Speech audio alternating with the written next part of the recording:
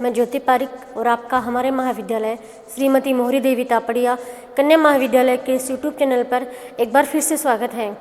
आज के वीडियो में हम बीए फर्स्ट ईयर के भौतिक भूगोल के अंतर्गत हम वायुमंडलीय आर्द्रता के बारे में पढ़ने जा रहे हैं। देखिए, हम आर्द्रता के बारे में देखते हैं। तो देखिए, आर्द्रता किसे कहते हैं?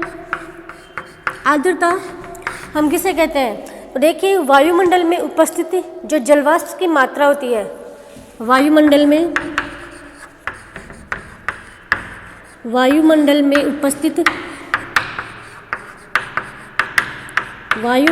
उपस्थित जलवाष्प की मात्रा क्या कहलाती है? आर्द्रता। ठीक है, वायुमंडल में उपस्थित जो जलवाष्प की जो मात्रा होती है उसे ही हम आर्द्रता कहते हैं। और यह आर्द्रता है वो अलग अलग जगह पे अलग अलग पाई जाती है और अलग अलग समय में भी अलग अलग आर्द्रता ही देखने को मिलती है। जैसे जहाँ पर शुष्कता है, मतलब जहाँ का तापमान अधिक है, वहाँ पे आर्द्रता कम होगी। और जहाँ का तापमान कम है, जैसे महासागरीय जो क्षेत्र है, जो महासागरीय तटीय जो प्रदेश है, उन तटीय प्रदेशों में आर्द्रता अधिक होती है क्योंकि वहाँ का तापमान अधिक होता है और वहाँ की वायु में जलवाष्प धारण करने की जो क्षमता है वो अधिक होती है, इसलिए वहाँ की जलवाष्प अधिक होती है, वहाँ की आर्द्रता अधिक होती है। इस प्रकार से वायुमंडल में उपस्थित जलवाष्प की जो मात्रा है उसे ही हम आर्द्रता कहते हैं। और आर्द्रता की आगे हम बात करें आर्द्रता की माप की। आर्द्रता की माप, तो देखिए, आर्द्रता की जो माप है वो तीन अलग अलग विधियों के द्वारा होती है, तीन विधियों के द्वारा की जाती है। पहली है निरपेक्ष आर्द्रता,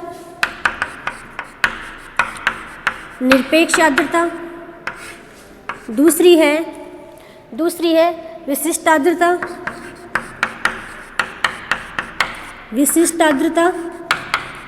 और तीसरी है सापेक्ष आर्द्रता।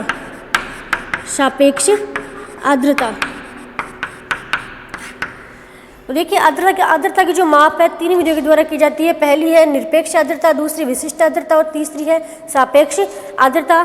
तो पहली हमारी है वास्तविक या फिर निरपेक्ष आर्द्रता। इसे किसे कहते हैं? वायु के प्रति इकाई आयतन में मौजूद जलवाष्प की मात्रा, वायु के प्रति इकाई आयतन में, वायु के प्रति इकाई आयतन में मौजूद जलवाष्प की जो मात्रा होती है,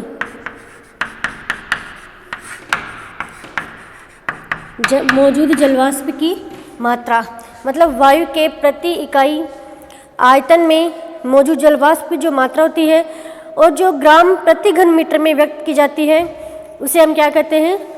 निरपेक्ष आर्द्रता। और इसे मापने के लिए एक यंत्र होता है आर्द्रता मापी। इसे मापने के लिए आर्द्रता मापी यंत्र का उपयोग किया जाता है। आर्द्रता मापी का मतलब जो निरपेक्ष जो आर्द्रता है उसे हम कहते हैं, जैसे वायु के प्रति इकाई आयतन में, वायु के प्रति एक इकाई के आयतन में मौजूद जो जलवाष्प की जो मात्रा होती है उसे हम निरपेक्ष आर्द्रता कहते हैं। और निरपेक्ष आर्द्रता को मापने का कौन सा यंत्र होता है? आर्द्रता मापी। आर्द्रता मापी के द्वारा निरपेक्ष आर्द्रता को मापा जाता है। उसके बाद अगली है विशिष्ट आर्द्रता। जो जलवाष्प का भार वायु के प्रति इकाई भार में, मतलब जलवाष्प का भार वायु के प्रति इकाई आयतन में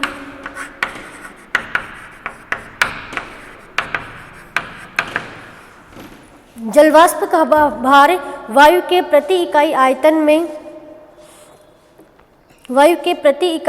में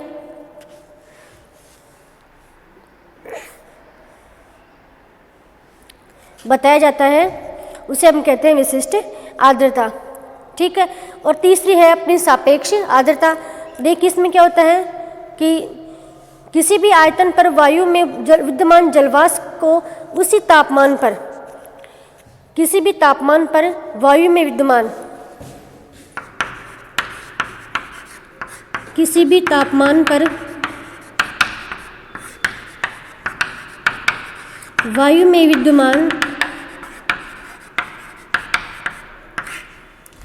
किसी भी तापमान पर वायु में विद्यमान जलवाष्प को उसी तापमान पर वायु की जलवाष्प विद्यमान जलवाष्प को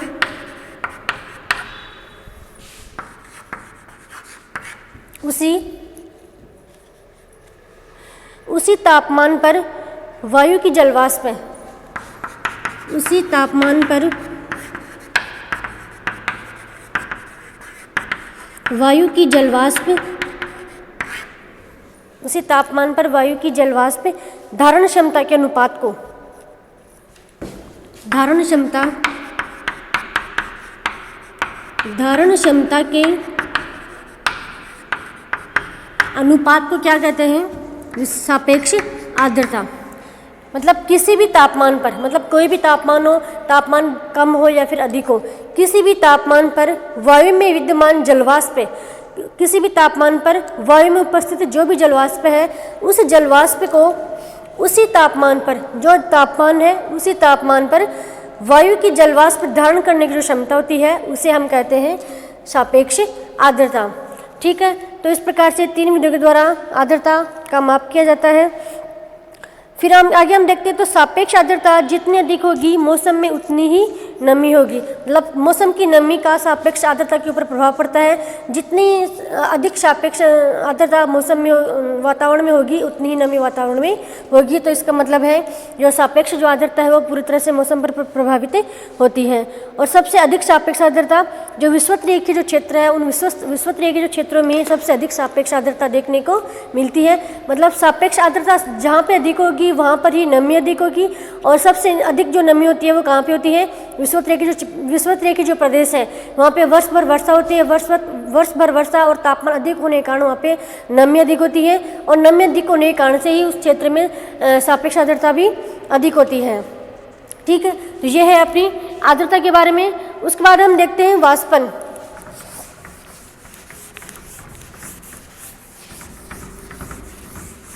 आगे हम बात करते हैं वाष्पन की। देखिए वाष्पन किसे कहते हैं? वाष्पन, देखिए आपने कभी अपने रसोई में या किसी बर्तन में पानी गर्म किया होगा, तो जब आप गैस को फुल करके आप अधिक तापमान पर जब पानी को गर्म करते हो तो पानी जो गर्म होकर जब अत्यधिक गर्म हो जाता है तो भाप बनकर वह उड़ जाता है। देखा है आपने कभी? तो जब अधिक तापमान पर पानी जब गर्म होता है तो पानी है जो भाप बनकर ऊपर उड़ जाता है, उसे हम क्या कहते हैं? वाष्पन। ठीक है, तो देखिए आगे हम देखते हैं तो वाष्पन के जो अनुकूल जो कारक है, वाष्पन के अनुकूल कारक, अनुकूल कारक, तो वाष्पन कब कब होता है? कारक। तो इसमें देखिए पहले वाष्पन के लिए प्रमुख अनुकूल परिस्थितियां होना आवश्यक है, जिसमें पहली परिस्थिति है शुष्कता। शुष्कता का मतलब है कि जिस क्षेत्र का तापमान अधिक होता है वहाँ पे शुष्कता भी अधिक होती है। जैसे मरुस्थलीय प्रदेश है, ठीक है, तो मरुस्थलीय प्रदेश में तापमान अधिक होने के कारण वहाँ पे शुष्कता भी अधिक होती है। तो वाष्पन के लिए भी शुष्कता होनी चाहिए, मतलब तापमान अधिक होना चाहिए। तापमान अधिक होने से जो पानी है वो गर्म होकर भाप बन के ऊपर उठ जाता है, उसे ही हम वाष्पन कहते हैं। तो पहले इसकी शर्त है कि शुष्कता होनी चाहिए, वायुमंडल में भरपूर जो शुष्कता है वो होनी चाहिए। उसके बाद तापमान, अगला है तापमान। तो वायुमंडल में जितना अधिक तापमान होगा उतना ही वाष्पन अधिक होगा। जैसे महासागरीय जो प्रदेश है, तो महासागरों में जब गर्मियों के दिनों में जब तापमान 50 डिग्री सेल्सियस तक पहुंच जाता है, तापमान जब अधिक होता है, तो तापमान अधिक होने के कारण से जो महासागर का जो जल है वो भाप बनकर ऊपर उठ जाता है, उसे ही हम वाष्पन कहते हैं। तो वाष्पन के लिए तापमान का अधिक होना भी आवश्यक है। उसके बाद है वायु संचरण। वायु संचरण का मतलब है कि वायु की गति तेज होनी चाहिए, गति अधिक। वायु के बहने की जो गति है, वायु के चलने की जो गति है वो अधिक होनी चाहिए। और जैसे ही अधिक वायु चलेगी, वायु तेज गति से जब चलेगी तभी वाष्पन की संभावना अधिक होती है। तो वाष्पन के लिए वायु संचरण का भी होना आवश्यक है, मतलब वायु का तेज गति से चलना भी आवश्यक है। ठीक है, उसके बाद अगला है जलाशय। वाष्पन कहाँ होता है? महासागरों में, जलाशयों में। मतलब वाष्पन के लिए बड़े बड़े जो झील है, सागर है, महासागर है, इन्हीं क्षेत्रों में वाष्पन अधिक होता है स्थलखंड की बजाय। स्थलखंड में भी वाष्पन होता है। मिट्टी में जो आर्द्रता होती है वो भी, मिट्टी में जो जल होता है वो भी भाप बनकर ऊपर उठता है, लेकिन स्थलखंड की बजाय जलीय खंड में या फिर जलाशयों में अधिक वाष्पन होता है। इसीलिए वाष्पन के लिए बड़े बड़े जलाशयों का होना भी आवश्यक होता है। जैसे महासागर है, सागर है, नदियाँ हैं, झीलें हैं, तालाब हैं, इन्हीं में वाष्पन अधिक होता है। तो वाष्पन के लिए जलाशयों का होना भी आवश्यक होता है। तो ये है इसकी वाष्पन के लिए आवश्यक शर्तें। पहला है शुष्कता। शुष्कता, मौसम में, वातावरण में शुष्कता होनी चाहिए, तापमान अधिक होना चाहिए, वायु संचरण होना चाहिए, मतलब वायु की गति तेज होना चाहिए। इसके अलावा जलाशयों की उपस्थिति भी होनी चाहिए। तो ऐसे क्षेत्रों में वाष्पन अधिक होता है। ठीक है, वाष्पन के बाद हम देखते हैं संघनन। वाष्पन का मतलब आप समझ गए कि वायुमंडल में जो भी जल है या फिर जो भी जलवाष्प है वो भाप बनकर ऊपर उठ जाता है, वायुमंडल में चला जाता है, उसे हम वाष्पन कहते हैं। उसके बाद है संघनन। संघनन, तो देखिए संघनन की वह प्रक्रिया है जिसमें जलवाष्प गैसीय अवस्था से तरल अवस्था में, गैस से तरल या फिर ठोस में बदल जाता है। मतलब संघनन वह प्रक्रिया है जिसमें वायुमंडल में उपस्थित जो जलवाष्प होती है वो जलवाष्प गैस अवस्था में, ठीक है, सॉरी, गैस से तरल अवस्था में। जलवाष्प वायुमंडल में होती है तो वह जलवाष्प गैस अवस्था में होती है, और जब वह धरातल के ऊपर जम जाती है तो वह तरल या फिर ठोस अवस्था में हो जाती है। जैसे आपने देखा होगा कि सर्दियों के दिनों में जब सुबह होती है, जब सुबह अर्ली मॉर्निंग 6 बजे के लगभग आपकी जो घास होती है, घास के ऊपर छोटी छोटी जो ओस की बूंदें जमा हो जाती है, उसे हम क्या कहते हैं? संघनन कहते हैं। ठीक है, मतलब वायुमंडल में उपस्थित जो भी जलवाष्प है वह जलवाष्प गैस से जब तरल अवस्था में, तरल में जब कैसे आती है, जैसे पानी की जो बूंदें जमा होती है वो होती है तरल अवस्था, और ठोस अवस्था जब अत्यधिक जब सर्दी पड़ती है उस समय जब बर्फ़ जमा हो जाती है या फिर पाला, उसे हम कहते हैं, वो हो जाती है ठोस अवस्था में परिवर्तित हो जाती है, उसे हम क्या कहते हैं? संघनन। मतलब वायुमंडल की जलवाष्प का गैस से तरल या फिर ठोस अवस्था में बदल जाना, ये क्या कहलाता है? संघनन कहलाता है। ठीक है, उसके बाद हम देखते हैं संघनन के लिए जो अनुकूल परिस्थितियां हैं। अनुकूल परिस्थितियां,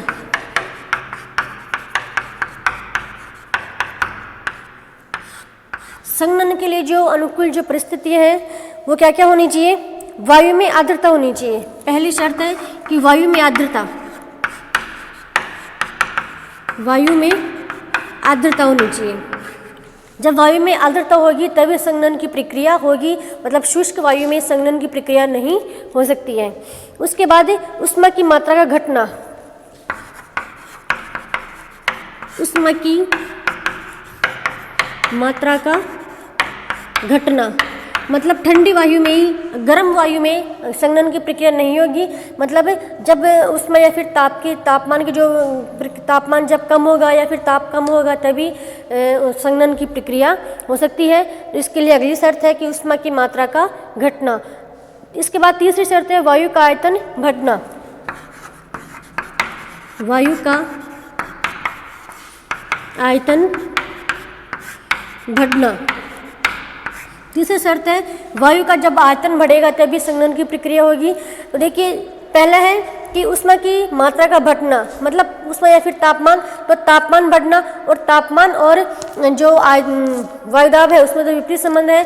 तो वायु का जब आयतन भी जब बढ़ेगा, आयतन जब बढ़ता है तभी संघनन की प्रक्रिया शुरू होती है। तो ये इसकी अनुकूल परिस्थितियाँ हैं। उसके बाद हम देखते हैं संघनन के रूप। संघनन किन किन रूपों में होता है, किस किस प्रकार से होता है? तो अगला है संघनन के रूप। संघनन के रूप, तो संघनन के विभिन्न रूप होते हैं, जैसे ओस, पाला, ओस, पाला, कुहरा या कुहासा, कुहारा या फिर कुहासा बोल सकते हैं। ठीक है, ओला, बादल, वर्षा,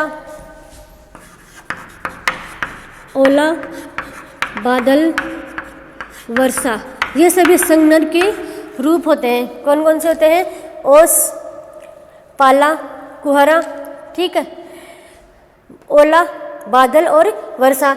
सुबह सुबह जब आप देखते हो सर्दियों के दिनों में पत्तियों घास के ऊपर जो छोटी छोटी बूंदें जमा होती है उसे हम ओस कहते हैं। और जब जो मैदानी भाग होते हैं तो मैदानी भागों में अधिक ठंड होने से, अत्यधिक ठंड पड़ने से जब बर्फ़ की जो परत जम जाती है उसे हम क्या कहते हैं? पाला। और कुहरा जब धरातल के थोड़ा ऊपर, जब धरातल के ऊपर न रहकर धरातल के थोड़ा ऊपर जब जलवाष्प का संघनन होता है उसे हम क्या कहते हैं? कुहरा। और जब ओला, जब संघनन की मात्रा, जलवाष्प में, जब वायुमंडल में जब अत्यधिक नमी होती है, फिर ठंड होती है, तो जो वर्षा की जो बूंदें होती है वो ओले में बदल जाती है। और बादल और वर्षा ये सभी किसके रूप हैं? संघनन के रूप हैं। ठीक है, तो इन सभी के बारे में हमने देख लिया है। और आज की वीडियो में हमने जो वायुमंडलीय जो आर्द्रता है, वायुमंडलीय आर्द्रता, वाष्पन और संघनन, इन सभी के बारे में पढ़ा है।